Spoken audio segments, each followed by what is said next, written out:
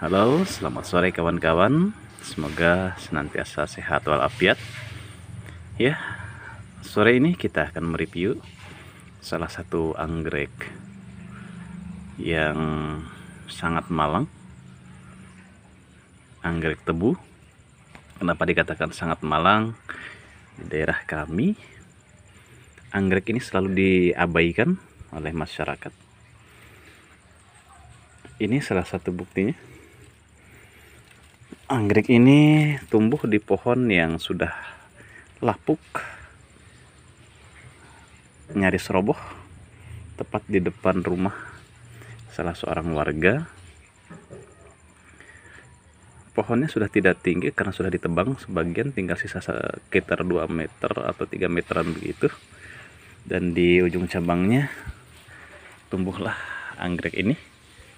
Kita lihat kondisi daunnya sedikit menguning. Sebetulnya ini kalau di asli di kasat mata ini tidak hijau daunnya, ini sangat kuning. Cuman kalau di kamera nampaknya agak sedikit hijau cerah malah, tapi aslinya dia kuning seperti ini daunnya. Nah, seperti ini kurang lebih. Ini menunjukkan bahwasanya anggrek ini sehat, tapi dalam keadaan dehidrasi, kegagalan proses fotosintesis pada daun sehingga menyebabkan daunnya berwarna kuning. Kenapa? Karena dia tumbuh persis di kayu yang sudah kering dan sudah sedikit lapuk. Di sini ada juga tumbuh salah satu anggrek lain. Apa ini, anggrek ekor tupai atau anggrek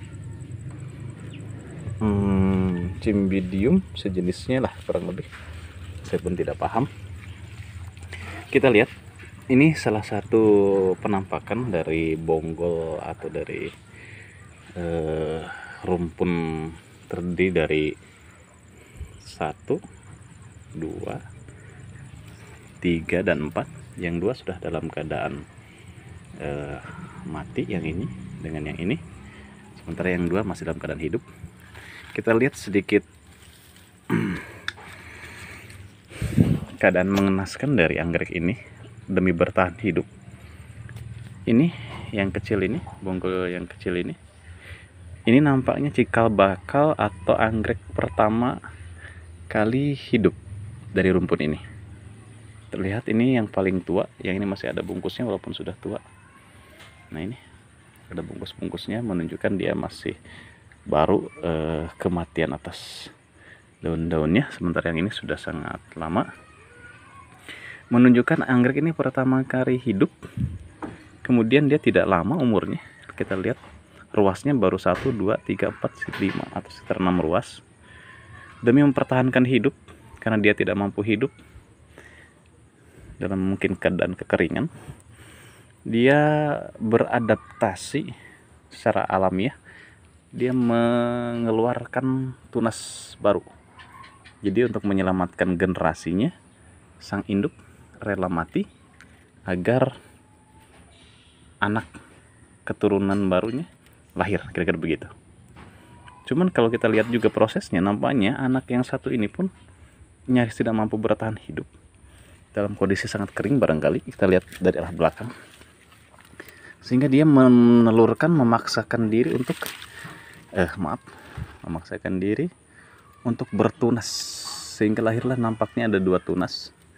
Ini kurang lebih umurnya nyaris sama, karena ketinggiannya kurang lebih hampir sama ya, atau dengan kata lain beriringan saling keluar tunasnya. Ini tujuannya sang ibu atau anak dari ini keturunan pertama, ini keturunan kedua, melahirkan 2 keturunan generasi ketiganya.